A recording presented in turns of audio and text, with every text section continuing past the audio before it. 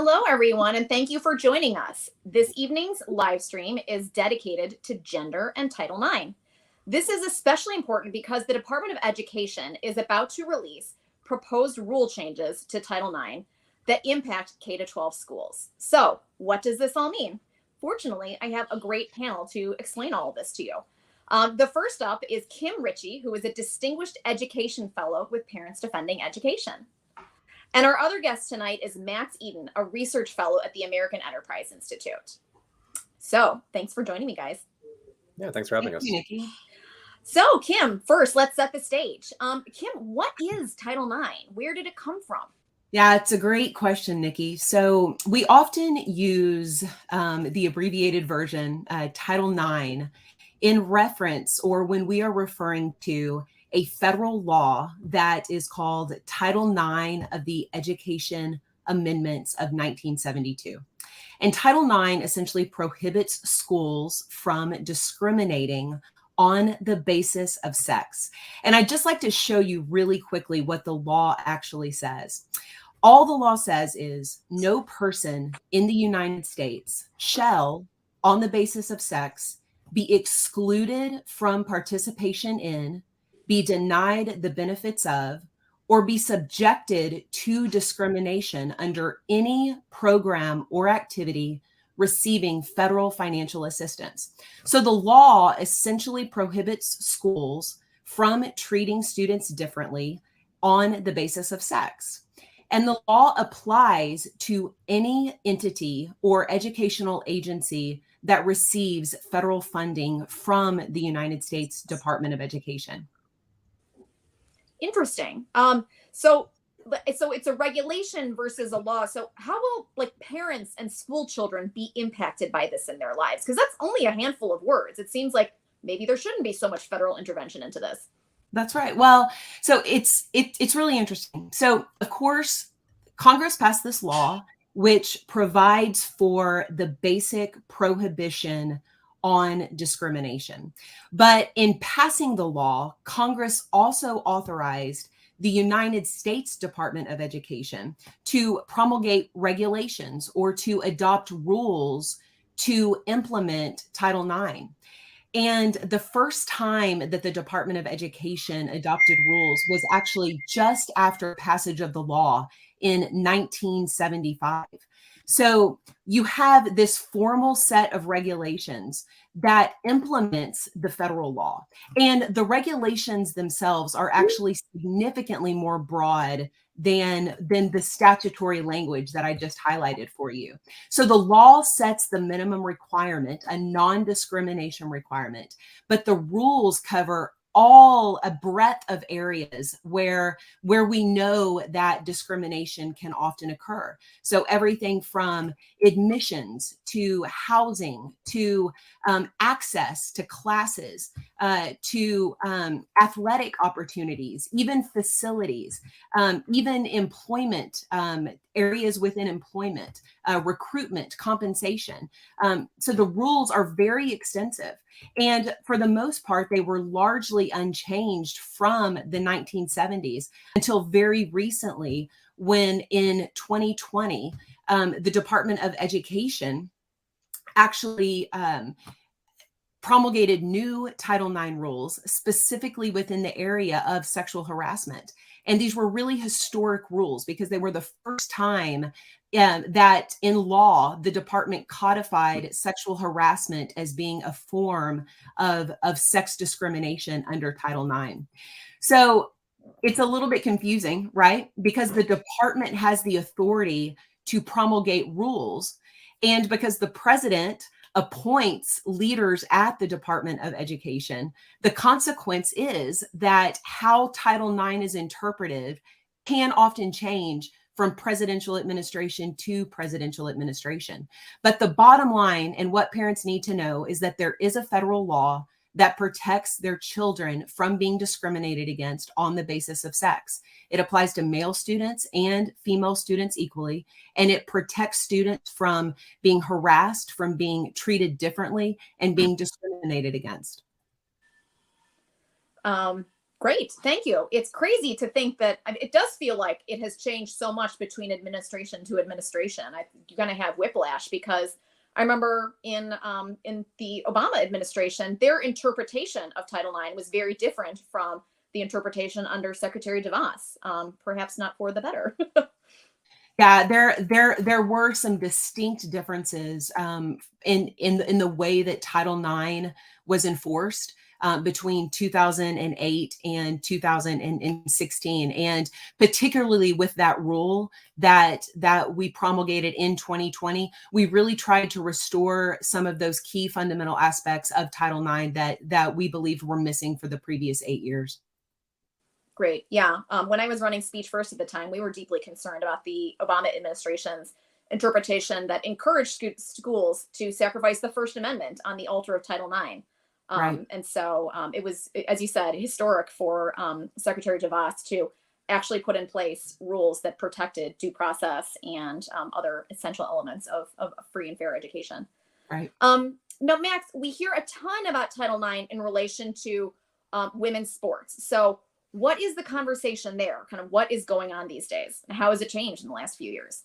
It's changed substantially in the past few years. And it gets back to what you and Kim were saying about, this isn't really the world of Schoolhouse Rock where Congress debates words and the words become law and everybody understands what those words mean.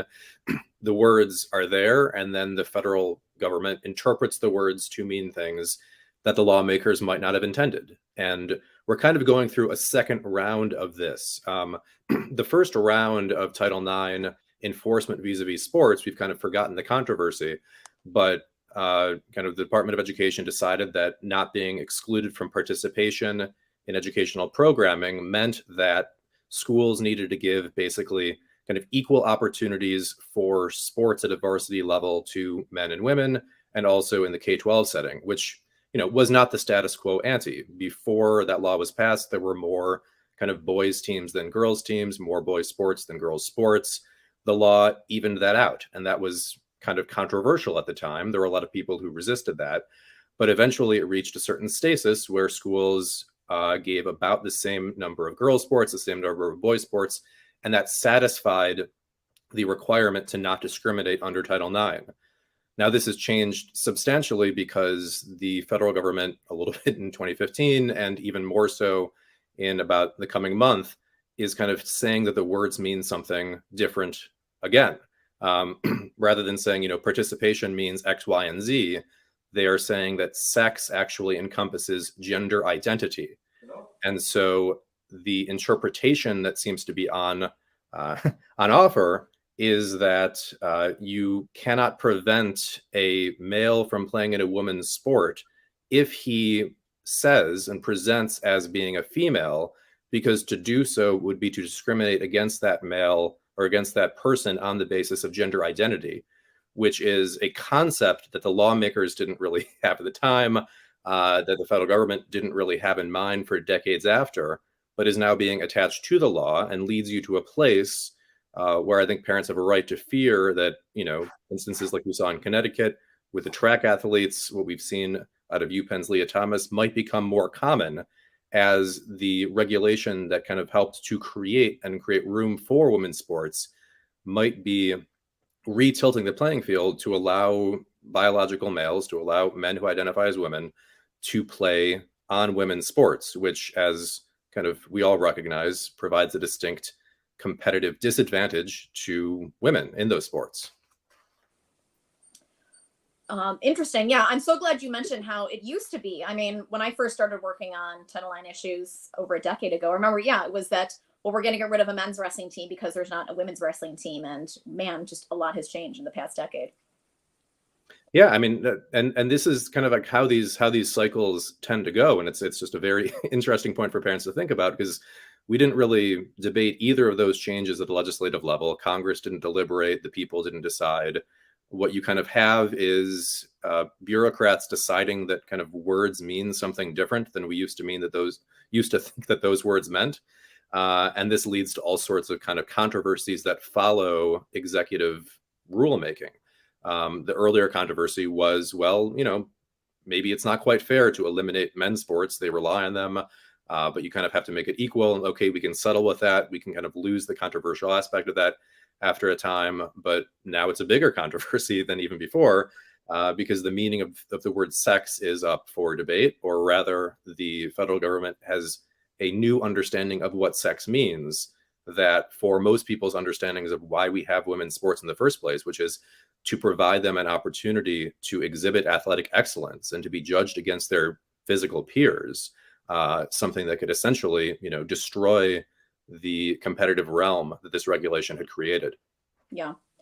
I spoke to a mother last week whose daughter is a lacrosse player, and her team is playing against another team that had a biological male on their team. And the mother said she didn't allow her daughter to participate because her daughter was a goalie, and she was worried actually about the safety implications of that, with the different bone structure, muscle composition. And so I think there are a lot of families that have significant concerns, but in many cases they're frightened to speak out because they fear retaliation.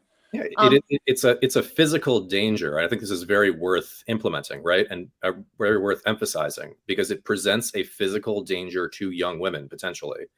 And kind of in the normal course of how we decide, rules and laws to govern ourselves, that would be brought up, and that would frankly carry a lot of weight. I think there would be a lot of lawmakers, a lot of kind of people who would think, wait, we don't want to put girls in physical danger. Maybe this isn't worth it.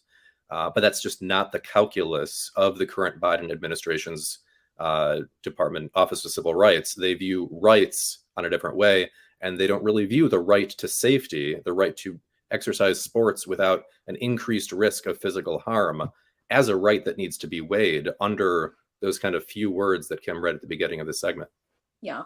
You raise a great point, though, about the interpretation of the words. I mean, Kim, if this is something that the federal government feels very strongly about, it seems like maybe Congress should change the wording of Title IX. Is that something that has come up at all, or is this just something that is done with a phone call and a pen?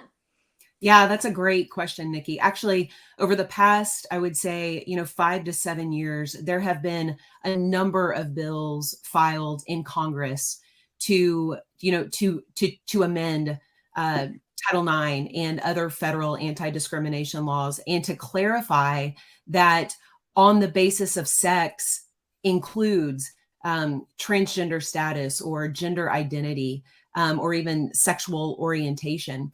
And none of those bills have passed. And so, what we certainly anticipate is the department attempting to achieve something by executive rule that they cannot get done in Congress, where arguably is where it should happen.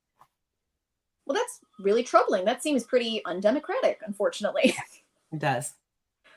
Now let's move on a little bit. Due process is another thing that has come up a lot in this issue. Kim, would you be able to tell us kind of what the due process component of the Title IX rules involves? Absolutely. So, as you know, Nikki, due process is really rooted in the Constitution and, of course, the Bill of Rights. And what it essentially means is that certain procedures must be followed that protect private rights, right? That individuals cannot be deprived of certain rights without due process, without certain processes and certain opportunities being provided to those individuals. Now, before the 2020 regulations, you mentioned that the Obama administration tended to implement Title IX differently than the Trump administration. And one of the areas where we particularly saw that was through the establishment of standards through Dear Colleague letters that really encouraged schools to take prompt and equitable action to address sexual harassment. And what that often resulted in was schools immediately jumping to disciplining individuals under the guise of Title IX. So they would rush to address any alleged sexual harassment or any sexual misconduct, even before an investigation had been conducted, or even before there was a determination as to whether someone actually committed a wrongdoing. So one of the things that the department prioritized in the 2020 regulations is it really strengthened due process protections for all parties involved. So the 2020 rule has specific requirements that where schools have to treat both parties equitably. They have to treat both parties fairly. They can't have bias towards a particular party. They have to have what we call the presumption of innocence, or that a person is innocent until proven guilty. They have to give access to both parties of all the evidence that they have collected in a particular in investigation. And most importantly, under the 2020 rule, a school cannot discipline any student or any individual until there has been an investigation, a completion of the full grievance process, and a determination by an independent decision maker of responsibility under Title IX. It's astonishing that those kinds of protections were not in place before. I mean, I think about how they used to be referred to as kangaroo courts, and a system like that is not considered valid. I mean, and that's not justice for the accused or the accuser. And so the fact that you and the Trump administration were able to really put those kind of safeguards in place, as a parent, it's something that I appreciate. And I'm really concerned that some of those protections are going to be dialed back at this point. Yeah. I mean, even before the rule, Nikki, it was a 3+ year process. And the way we started the rulemaking process is that we met with hundreds of stakeholders, administrators, parents, students. And some of these stakeholders that we met with were actually students who had been wrongly accused and either suspended or expelled from school for something that they actually did not do. And there have been hundreds of lawsuits across the country over this exact issue. So reinserting those due process protections, and you hit the nail on the head. They benefit both the complainant and the respondent. They benefit the survivor of sexual misconduct, and also the alleged perpetrator as well. Yeah, that's terrific. Thank you. Now, free speech obviously is also another big component of this. Max, would you be able to speak to us about what the free speech implications of Title IX, kind of under the previous the previous guidance, and then kind of what we're anticipating going forward? Absolutely. So as we've seen, kind of the questions of what these words mean lends itself to many interpretations. And the stance that the Obama administration took, for example, is that because of the, alleged and in some cases very real prevalence of sexual harassment on campus, this rises to the level where a hostile environment is being created by, speech that is spoken or speech that is not policed. And so in addition to things that you might directly do that might be untoward, the regulation began to cover things that you might say that might be untoward, which in practice, due to the lack of safeguards, began to start to cover things that might not necessarily be untoward, but could be accused of being, and hence cast kind of a pall of free speech concerns over, at the college level, kind of the relations between the sexes. There was a kind of a worry, and there were some high profile cases of people saying what they perceived to be, and what in some cases, frankly, were kind of totally normal things that men say to women, women say to men, but they get caught up in this notion that it's part and parcel of an environment that invokes and involves discrimination and therefore should be policed. I think we can expect kind of part of this to extend further, to kind of snap back into place if the Biden administration has their way. I mean, the expansion of the kinds of speech that might be said to involve sexual harassment can include just unwanted advances of a very, frankly, banal nature. It risks chilling kind of normal boy-girl conversation. The normal flirting process has this specter of, will I be hauled in front of a kangaroo court? That, I think, is something that we can expect to reassert itself. But then there will also come kind of this whole nother layer of it once, in addition to the question of, how do we think we should defend against discrimination, identifying sexual harassment as discrimination on the basis of sex, to also include gender identity, it starts a whole new kind of conversation and a whole new field for kinds of speech that could be regulated, chilled, or perhaps unconstitutionally prohibited. I think there's also, the idea of compelled speech, that I must use someone's pronoun, even if it's something that I don't agree with, that I don't believe in. Sometimes maybe I forget because I'm a teacher and I have to keep an eye on 500 students if I'm teaching at the university level. And so you're forcing people to espouse things that they may or may not want to say. No, that's exactly correct. If and when Title IX is implemented to address gender identity, it's pretty clear that, as the saying goes, misgendering somebody could be a civil rights violation. If there is a young woman who presents as a boy and wishes to be called a boy, and somebody refers to this young woman as a her, that could constitute a violation of federal civil rights law under this interpretation. Now, you will have many people, many students, many teachers, many adults who tend to believe that this is not, a true thing to say, and don't want to be forced to say something that they do not believe to be true. And we've already seen examples of this case kind of winning in the courts, of saying, no, you cannot compel somebody to refer to somebody else by their preferred pronoun if you fundamentally do not believe that to be true, and you do not want to be forced to participate in what you think is not true and what you might fear could be very socially destructive. But this is something that is almost certainly coming down the pike, a kind of a social orthodoxy enforcement of a, frankly, totally novel social orthodoxy, not something that was much taught or thought or certainly said 10 years ago, even in colleges, might soon become kind of mandated as a speech code in elementary schools. Yeah. I think when I started working on free speech issues 5 years ago, this phrase, speech is violence, was thrown around a lot. I remember seeing kids punched on college campuses because of their political views. And then in the summer of 2020, that morphed into silence is violence. And so that you couldn't just keep your mouth shut, even if you disagree with somebody. You had to parrot the correct talking points. And I remember talking to my husband at the time and saying, you're not entitled to the real estate in my mouth or in my head. But that seems to be what they want to mandate on some level, which is terrifying. I think that's right, and it's and they have the mechanism to do it through this, right? Mm-hmm. And I think this might take a little bit of time to unfold. It might be a little bit hard to follow, but it's very important to get across, right?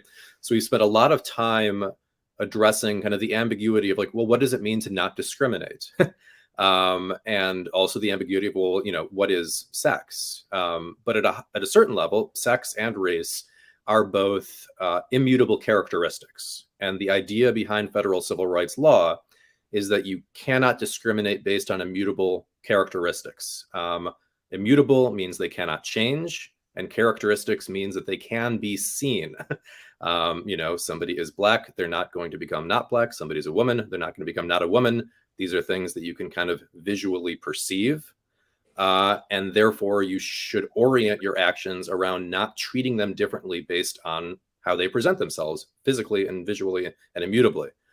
It's different with gender identity. There are many who claim that it's a fluid construct. And so it is therefore, under one dispensation, actually not an immutable issue, nor is it necessarily a characteristic that can be visually seen at all times. It's a subjective sense, a subjective claim that demands kind of recognition from others and opens the school up to civil rights enforcement.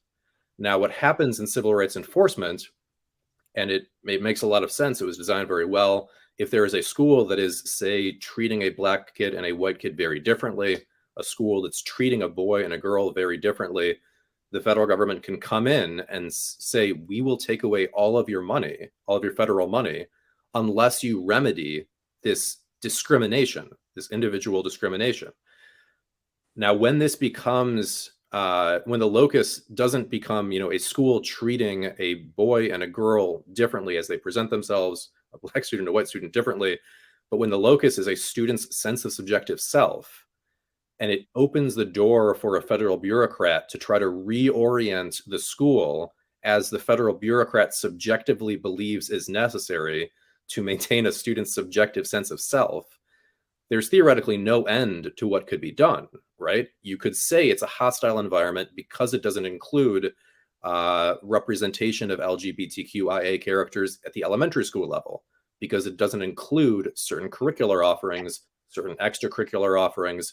You could start to mandate a lot of really substantive stuff that parents might otherwise never agree to, under the guise that, silence is violence. If you're not showing these students, if you're not representing these students, if you're not validating their claims, that can constitute discrimination, as I believe the Biden administration will enforce it.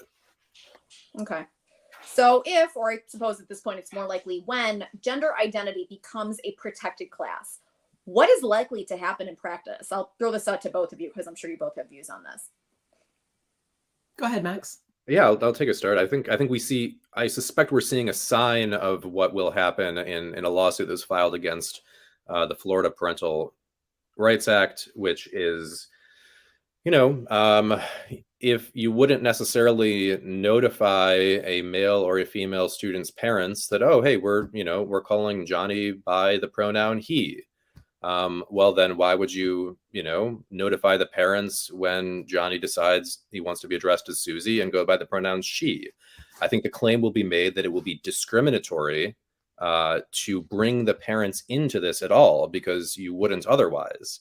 And so I suspect that you will see a push from the federal civil rights apparatus that will be internalized by many schools who fear investigations, who fear public shaming, who fear having their money taken away, to, as a matter of policy, and we're seeing this in many school districts already, not inform parents when students exhibit gender dysphoria and want to be addressed as the opposite gender.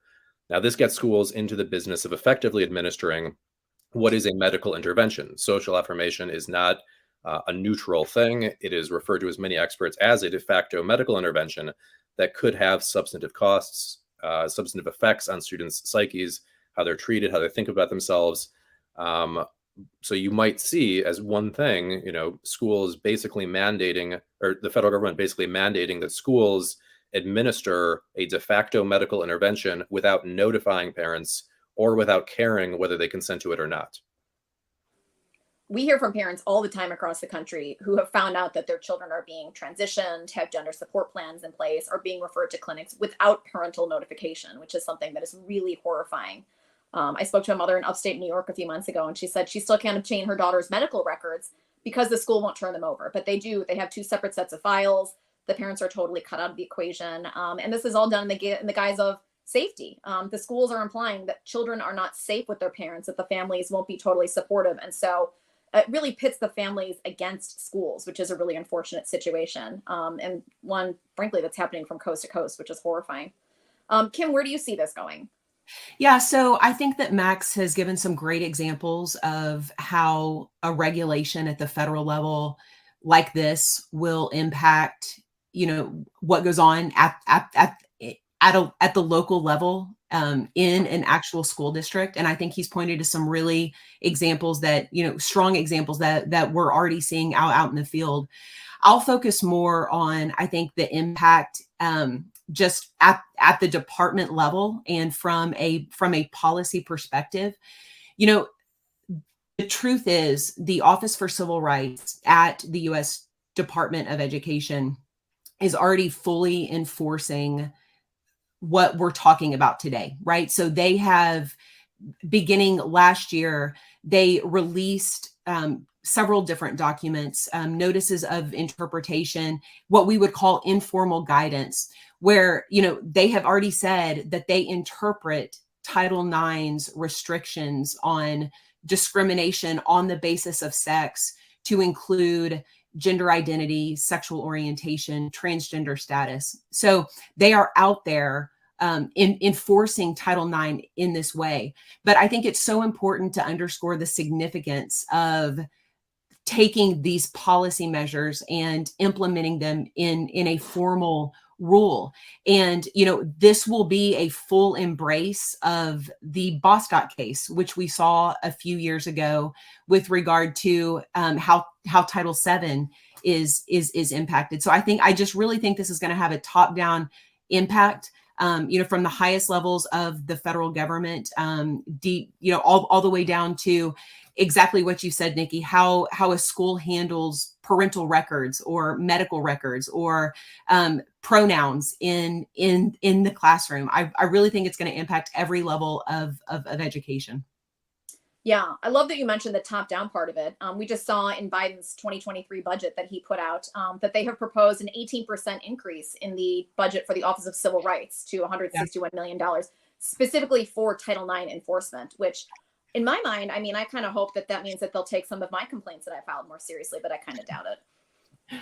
Right. Oh, well. All right, so this is it's a lot to take in. What can parents do about this? Because I think there's a lot for people to keep an eye on. Yeah, I think that's a great question. So, first and foremost, I would say watch for the release of the new Title IX sexual harassment and sexual misconduct rule. We are certainly expecting it any day. It has long been expected to be released in April. And so that's, of course, this month. And, second to that, I would just really encourage parents to not only watch for the release of the rule, but to participate in public comment. When the rules are released, the department is required to post them for public comment. So parents need to be ready to file public comment. And I know that PDE is going to have resources to help with that. When we issued the 2020 sexual harassment rule, we received over 124,000 public comments. And, and it's, I can say firsthand that the department does pay attention to those comments.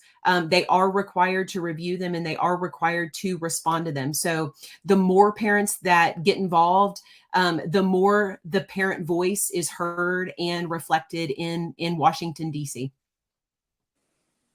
Okay, great. And Max, if people want to do a little bit more reading to learn about Title IX and gender ideology, gender identity, where do you recommend they look? Yeah. I'd recommend kind of one of the trailblazers on this issue has been a guy named Jay Richards at the Heritage Foundation. I would strongly recommend that, any parent who is trying to figure out what exactly is this transgender issue, how could it affect kids in the long run, also look at kind of the substacks of parents who and individuals who have detransitioned, who have gone through this process and come out of this process and regretted it deeply. I think that, what this issue presents itself as on its face versus what it really is, there's a profound divide. It presents itself as, well, we want to be nice to everybody.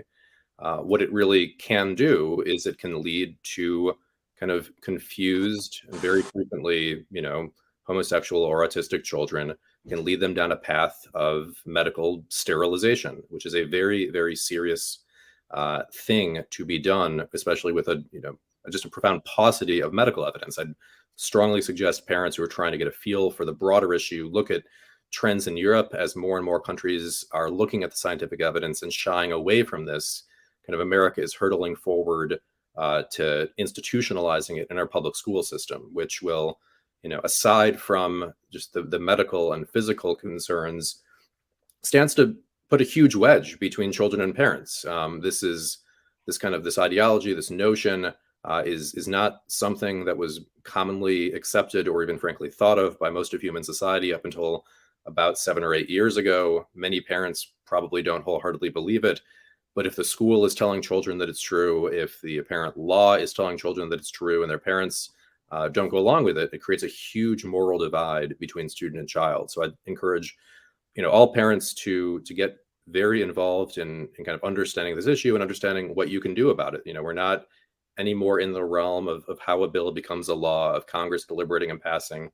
We're in a realm of the Department of Education saying this is what we want to do, taking comments from parents, frequently not listening to those comments, putting forward something, getting sued from states who say you didn't do something right administratively, or we don't agree with your thing. It's going to be a battle that's fought out kind of both in the court of public opinion and frankly in the courts. And it's actually a battle where in a strange new, not classically democratic way, but a kind of a novel democratic way, parents really can have a say in the outcome of the process. In a not by their local school boards necessarily, but by participating in the federal regulatory process, they can actually potentially affect how it ends up going. Yeah, I love that you pointed that out, because it does feel like there's a little bit of gaslighting going on with families. That families trust their schools to be straight shooters. But with a lot of this stuff happening behind closed doors, and with schools, frankly, thinking that they know better how to raise these children than families are, us being cut out of the process entirely is disrespectful. And I mean, I think it's unconstitutional. But I would also recommend another resource. Abigail Schreier is a great person to follow. Her book, Irreversible Damage, as you talk about sterilization, raises a lot of the points that you've mentioned. And so she's another great person to look into. Great. Let's jump into a couple Q&A. We have some questions. So the first is, what about private schools? Where do they play into this whole situation? Yeah, well, as I mentioned at the beginning of our hour, Title IX essentially applies to any school that receives federal financial assistance from the Department of Education. So any school that receives funding from the department would be required to comply with Title IX, Nikki.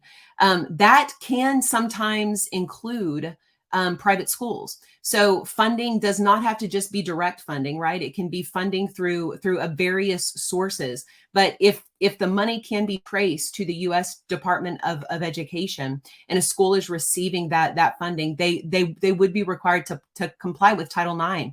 So I think specifically with regard to private schools, it probably just really depends on the school and the situation, and whether they are receiving any funding from the department. Okay. Another question. There has been a lot in the news recently about state bills in Texas, in Florida.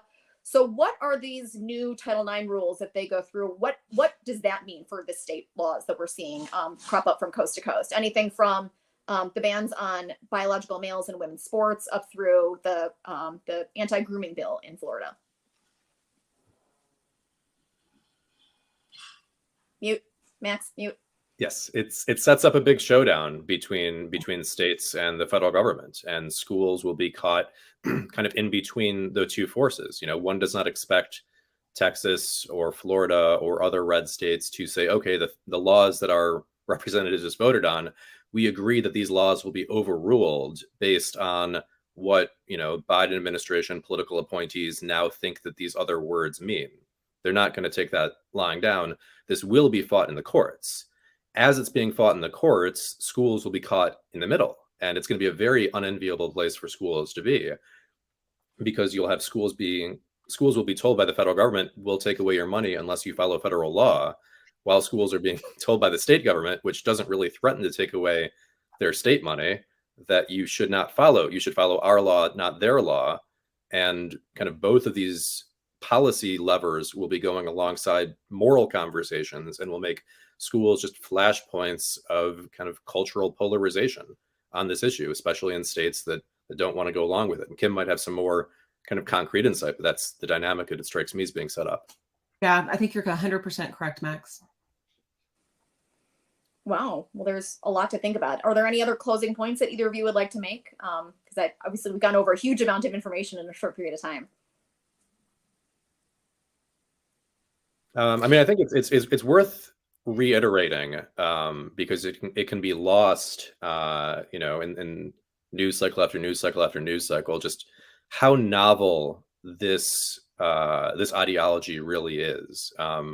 Not more than 10 years ago, it wasn't something that was even thought about in the course of conversations on college campuses, and it has gone from something that college activists barely even dreamed of to something that they argue must be enforced as a kind of social orthodoxy across all American public education. It amounts to a kind of a major sociological and frankly medical experiment whose results we can't necessarily predict, but have great reason to fear, that is being done, frankly, without the consent of any given parent, and is something that for many parents who will not simply reorient their moral worldview because mass media figures say something different now than they used to say 10 years ago, it sets up a huge wedge between child and parent, because it gets to a fundamental question of what is a human being. And if a school says one thing and mommy and daddy say another thing, a kid has to pick. And that's not a fun place to put an 8-year-old. Yeah. Kim? Yeah, Nikki, there's a couple of, points in closing I think I would make. First, I think that we've seen this type of thing before, and one of the difficulties that you see sometimes, particularly when you work in government, is this issue of, what does the law require? And how can I use the law to achieve a certain social end, or to achieve a certain social justice, or to push social justice?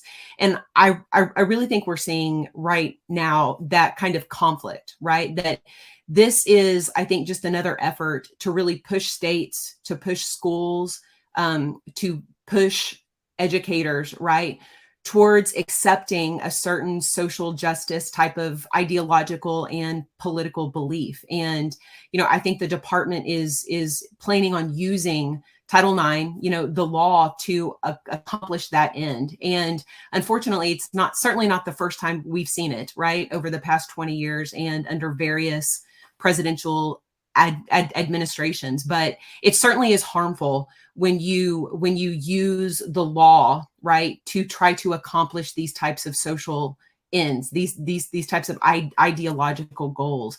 The only other thing I would reference is, I think we could have easily spent 4 hours talking about this. There's so much to learn on Title IX, and there's so much to grasp with regard to what is going to be included in this rule. I would just encourage people, certainly reach out to us at PDE if you have any questions. We would love to, work with you and help you really understand what's going on.